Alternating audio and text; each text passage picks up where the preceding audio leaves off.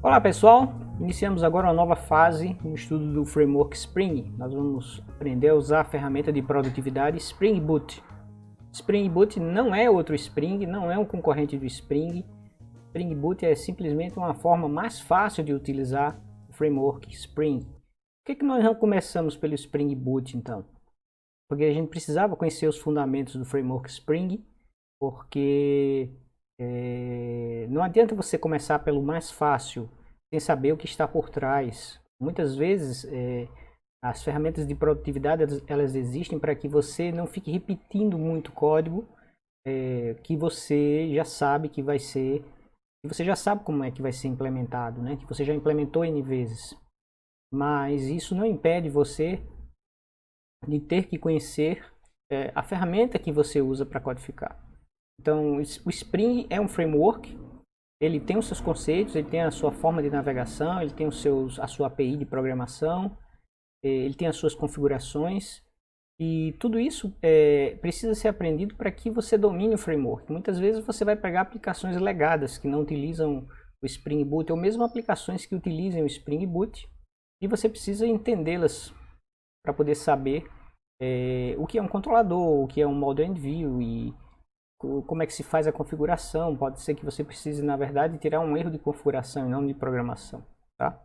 Mas uma vez que você tenha entendido bem os conceitos do framework, para evitar que você fique se repetindo nas suas configurações de projeto, principalmente no Eclipse, né, e com o Maven, surgiu então o Spring Boot para acelerar o desenvolvimento de aplicações web, inclusive tornando as aplicações standalone, ou seja, uma aplicação construída com Spring Boot, ela é auto-empacotável, ela é autocontida, ela não precisa de um servidor de aplicações para executar, ela executa da linha de comando, ela já é gerada, já é produzida com um servidor de aplicações embutido, né? Nesse caso o Tomcat, né? Não um servidor de aplicações puro, mas um servlet container que atende a grande maioria das aplicações web básicas. Uma vez que o framework implementa alguns conceitos que, por exemplo, não são naturais no mundo Java, como é o conceito de CDI. Você precisa usar a biblioteca CDI do Java e no Spring ele vem de graça, tá? Então vamos iniciar o nosso mergulho nesse mundo do Spring Boot. Então nós vamos fazer uma breve apresentação do Spring Boot. Depois vamos mostrar como se cria um projeto usando o Spring Boot. Falar um pouquinho sobre o uso de starters. Isso é um grande trunfo do Spring Boot para acelerar o desenvolvimento web. Então, nós vimos o Spring, né? E vimos que para construir um projeto no Spring, apesar do Spring ser um framework que ajuda bastante o programador, né? Já que ele usa convenção sobre programação, ou seja, se você seguir as regras de convenção do framework, você não precisa fazer tanta programação assim.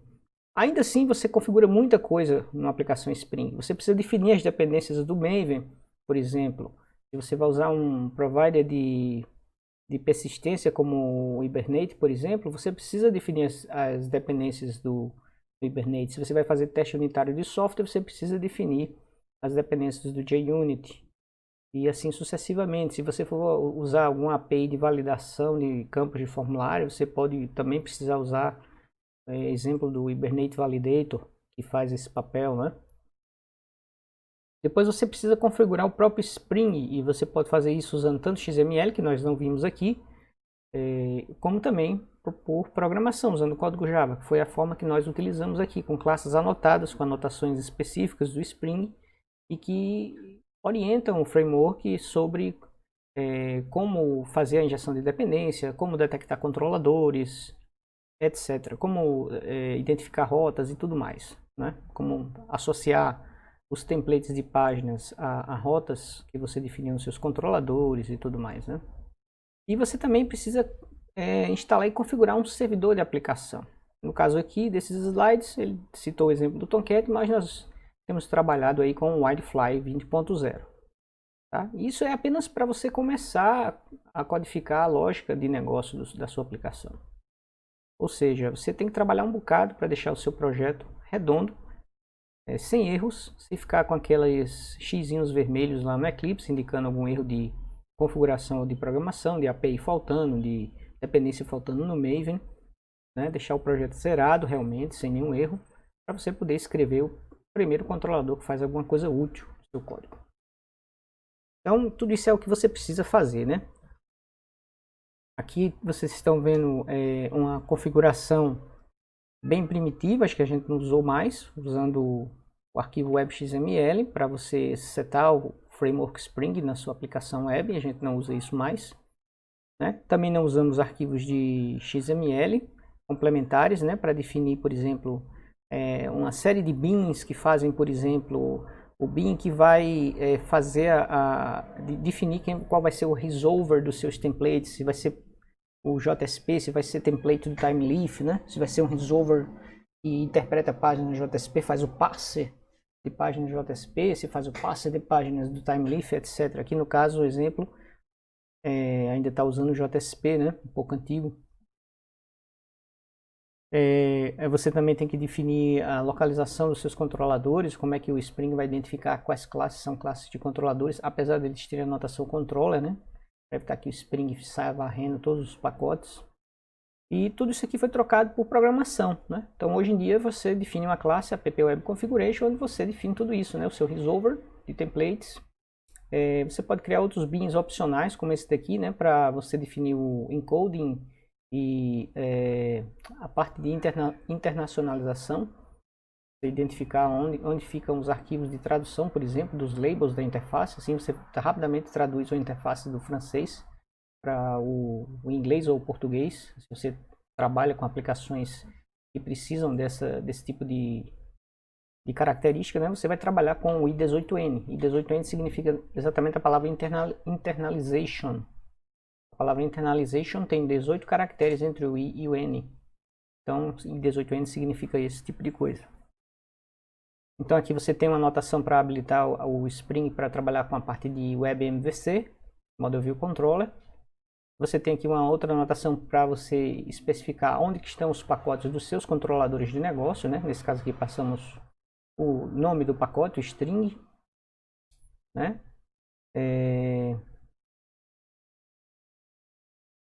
E outra configuração também para dizer onde é que está o servlet, que na verdade é o motor do framework Spring, né? Que vai fazer toda a parte de injeção de controles e captura de requests HTTP para poder enviar para um controlador de negócio específico que você configurou aqui em cima, por exemplo. Então, em todos esses casos aqui, é muito fácil você cometer um erro, esquecer uma barra aqui, esquecer um ponto, né? Aqui no XML, então, o erro é muito mais fácil de ser cometido. Aqui no programa Java você ainda tem a ajuda um pouco do compilador.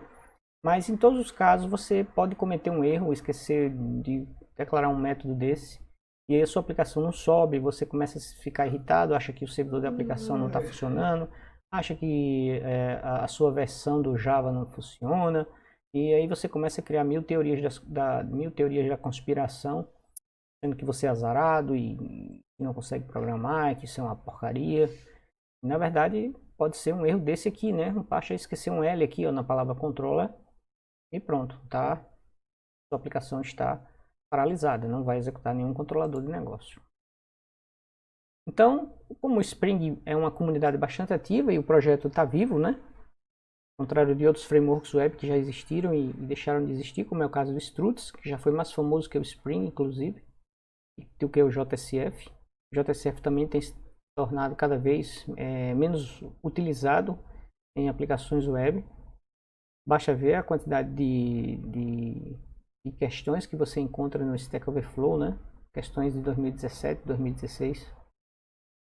Então, basicamente, isso mostra que talvez se nada for mudado, né, como o framework oficial do mundo Java, é provável que o JSF venha a ser tornado obsoleto. E aí você só vá aprender JSF para fazer manutenção de aplicação legada, né? Mas não vai mais construir novos sistemas. Bom, isso aí é um devaneio aqui meu, tá? Às vezes coisas parece que estão caminhando para um fim, de repente tem uma reviravolta e voltam a ficar novidade novamente. Eu já vi isso várias vezes no mundo da computação, exceto com COBOL. Então, o Spring Boot ele vem nos ajudar justamente para que a gente se livre desse monte de configuração que ainda existe, apesar de ter evoluído bastante, né, de XML para programação Java, classes com anotação e tal, mas ainda você tem que aprender muita coisa de configuração para você começar a fazer programação útil, escrever código útil, código de negócio no seu sistema. Tá? Outra vantagem de usar o Spring Boot também é resolver os chamados conflitos de dependências do Maven. Às vezes você usa uma biblioteca do Maven e entra em conflito com outra biblioteca do Maven, porque ambas utilizam uma outra biblioteca, né, uma chamada dependência transitiva, onde essa daqui, a A, utiliza a biblioteca X na versão 1.0 e essa daqui, a B, utiliza a biblioteca X na versão 2.0. Então você vai ter um conflito aí no uso da biblioteca X, usada pela biblioteca A e B. Né? A e B, você não usa diretamente X, você usa A e B, mas tanto A quanto B utilizam uma biblioteca X, cada uma numa versão diferente do X, X1.0 e X2.0. E aí você vai ter conflito na hora de resolver essas dependências. Então você tem que baixar uma versão do A que seja compatível com o B. Uma versão do A que também use a versão 2.0 da biblioteca X, porque a 1.0 já está muito atrasada. Então você tem que usar uma versão da biblioteca A compatível com a biblioteca B. Então esse tipo de coisa, em sistemas pequenos você não percebe tanto, porque você tem poucas dependências do Maven, mas à medida que você vai construindo sistemas de médio a grande porte, isso é um problema sério e bastante chato de ser resolvido. Tá? Às vezes não tem nem solução, você tem que trabalhar com bibliotecas, você tem que baixar o nível da biblioteca B para poder ela ser compatível com A, já que não tem uma versão mais nova da A para você trabalhar de forma mais moderna no seu sistema, com APIs mais modernas, né? Mais recentes. Uma outra vantagem muito boa também para a parte de desenvolvimento, né? Eu não sei se para a parte de produção isso seria uma coisa boa, mas você não precisa ficar configurando um servidor de aplicação, como vocês viram lá no Eclipse, né? Às vezes até baixar uma atualização do Eclipse para dar suporte àquele servidor de aplicação específico. O Spring Boot ele já embute na sua aplicação um Tomcat. Você pode escolher entre o Tomcat e o Jet. Eu não sei se tem outras formas também de você integrar outros servidores de aplicação. Tá? Mas no primeiro momento, para o desenvolvimento, isso aí é muito bom, porque você não precisa configurar o servidor de aplicações. Você simplesmente gera o seu projeto, executa como se fosse uma aplicação standalone. Né? Você vai dar play, run lá no Eclipse, executar como um jar, ele gera na verdade um jar para você. Você pode gerar um OR também, mas é mais prático gerar um jar, porque ele já vem com esse servidor HTTP embutido. E aí você não precisa configurar absolutamente nada, certo? Um pouco de configuração que você tem você pode fazer no arquivo que já vem no próprio Spring Boot, ele já traz esse arquivo, o arquivo vem zerado, vem sem linhas, e você pode consultar que propriedades você pode configurar dentro desse arquivo. Uma delas, por exemplo, só para ficar a título de exemplo, vocês não ficarem curiosos, você pode definir que porta o servidor vai rodar. Esse servidor Tomcat embutido que vem com ele vai rodar. Tá? Geralmente é a porta 8080, mas se já tiver sido ocupada por um outro, você tem outra aplicação já rodando na porta 8080, um Widefly da vida, por exemplo, você pode rapidamente configurar a porta desse Tomcat usando esse arquivo de propriedades que já vem dentro do seu projeto. Você não precisa nem criar o arquivo, ele já vem em branco, você só precisa estudar quais são as propriedades e setar as propriedades que te interessam. Bom, então para criar um projeto no Spring Boot existe um site especializado chamado Spring Initializer, tá? Cuja URL está sendo mostrada aí em cima, start.spring.io, e traz uma página que atualmente, no tempo de gravação desse vídeo, ela está com essa aparência aí. Vocês estão vendo que o Spring Boot não está morto, né? Ele tem uma versão 2.36, 2.37 Snapshot e a versão atual estável é 2.40. Vocês estão vendo aqui embaixo, ó. E vocês estão vendo que já existe uma versão 2.4.1 saindo do forno. Tem versões 2.2 também mais antigas, para você gerar projetos que rodem ou que precisem de uma versão legada aí do Spring Boot. Tá? Nós vamos utilizar a versão 2.4.0, que é recomendada por ele. E nós vamos gerar um projeto Maven. Né? Existem outras alternativas ao Maven, como o Gradle, mas a gente não vai usar o Gradle, não estudamos o Gradle. A gente vai utilizar o Maven, que já estamos acostumados com ele para fazer o build na nossa aplicação e gerenciar as dependências. Tá? E você pode também escrever a sua aplicação em várias linguagens que rodem na máquina virtual Java, como Kotlin e Groovy. Nós vamos usar Java, que é a linguagem que a gente tem aprendido ao longo dessa série de cursos, das disciplinas do curso de de sistemas para internet, né? Então essas configurações já vêm assim, padrão. E aqui embaixo você vai colocar as coordenadas do seu projeto Maven, né? O Group ID, o Artifact ID, há um nome só a título de descrição, de documentação do Maven, né? Um campo do Maven. Uma descrição mais completa, né? Esse Artifact ID, ele vai gerar o arquivo jar com esse nome aqui, ó, demo.jar no caso aqui. Esse nome aqui não precisa ser exatamente igual ao nome do artefato, é o nome da aplicação, pode ter mais de uma palavra aqui. Aqui você coloca uma palavra só apenas, tá? Vou colocar mais de uma, coloca tracinho, porque isso vai gerar um arquivo .jar. E aqui o nome do pacote que você vai usar dentro do seu projeto, tá? Então o Spring Boot ele cria já algumas classes de configuração do próprio Spring, que você não precisa mais configurar, ele já configura para você. E ele precisa de um nome base de pacote para não jogar isso no pacote default. Então aqui, de exemplo, ele colocou com.example.demo. Certo? Você pode colocar aí o nome DNS da sua empresa ao contrário. Aqui o tipo de empacotamento que ele vai gerar quando você mandar rodar a aplicação. Então ele vai gerar uma versão jar. E ele também vem por default setado com o Java 11. Né? A gente sabe que o Java 11 ele é uma versão completa do JSE e que você pode baixar ele na versão OpenJDK. Tá? A partir da versão 8 em diante, depois da versão 8 o Java passa a ser pago. Então existe um Java comunitário chamado OpenJDK, onde na 11 ele vem completo. Certo? De 4 em 4 anos eles lançam essa versão completa aí. Na verdade a palavra não é completa, eu esqueci, eu já estudei sobre isso, mas eu não estou bem lembrado agora. Mas entre a versão 11 e a 15 eles lançam a cada 6 meses uma versão do Java, mas essas versões eu acho que elas não são free. Tem um detalhezinho aí que as versões de 4 em 4 anos é que são as melhores para você trabalhar. Tá certo? Eu acho que é porque ela mantém a retrocompatibilidade entre as versões, alguma coisa desse tipo. Enfim, realmente eu não lembro agora. Então, no meu caso, eu vou marcar a versão 8, porque por preguiça eu ainda não instalei o JDK 11. Mas quem tem a JDK 11 em casa pode deixar aí a 11 setada. Então, você tem essa página daqui e essa página, pessoal, depois a gente vai ver um pouquinho mais esse lado direito aqui, né? Onde estão as dependências. Aqui você vai colocar as dependências do seu projeto. Essas dependências não são dependências do Maven, são dependências do Spring Boot.